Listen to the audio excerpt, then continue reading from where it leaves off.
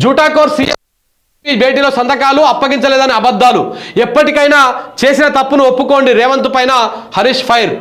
అసెంబ్లీలో చర్చకైనా ఢిల్లీకి వచ్చేందుకైనా మేము రెడీ. విషయం లేకుండా విషం నిమితే నడవదు. బూతులతో బుల్డోజ్ చేస్తామంటే కుదరదు. ఉమ్మడి పాలనలో అంత బాగుంటే తెలంగాణ ఉద్యమం ఎందుకు మొదలైంది? పోతిరెడ్డి పాడుకు నిరసనగానే ఆనాడు మేము పదవులకు రాజీనామా చేసినాం.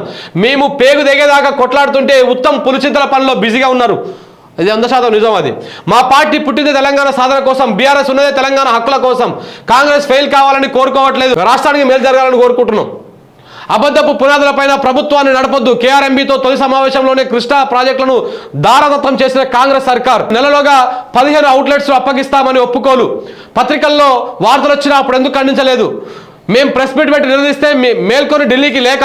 కేసీఆర్ సర్కారు 10 ఏళ్లలో కేంద్రానికి ఇవ్వలేదు. 2 నెలల్లోనే ప్రాజెక్టులు మీరు ఎలా అప్పగిస్తారు? చేసిన తప్పులు కప్పిపుచ్చుకునేందుకు మరిన్ని తప్పులు. పునర్విభజన చట్టాన్ని తయారు చేసింది కాంగ్రెస్ సర్కార్. అది వదిలేసి కేసీఆర్ పై నోరు పారేసుకుంటారా? నీటి హక్కుల కోసం పేగు దిగదాకా కొట్లాడినాం.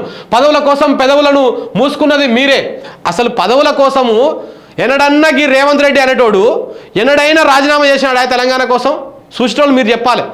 ఎన్నడైనా ఈ మహానుభావుడు ఎన్నడైనా రాజీనామా చేసిండా? తెలంగాణ జై తెలంగాణ అన్నాడు ఆయనడన్నా? చంద్రబాబు సంకల జొర్రి పచ్చి దొంగ, పచ్చి సమైక్యవాది రేవంత్ రెడ్డి. పక్క దొంగ, పట్టపాటిలు దొరికినటువంటి దొంగ.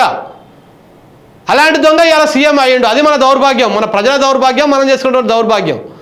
ఈయన ఇవాళ తెలంగాణ ప్రయోజనాల గురించి, తెలంగాణ గురించి మాట్లాడితే పోనీ సీఎం అయిన కన్నా జై తెలంగాణ అన్నాడు ఒక్కసారన్నా? అనలే. ఈయనకి ఎంతసేపు ఉన్నా ఈయనకు ఎవరు సపోర్ట్ చేస్తారు?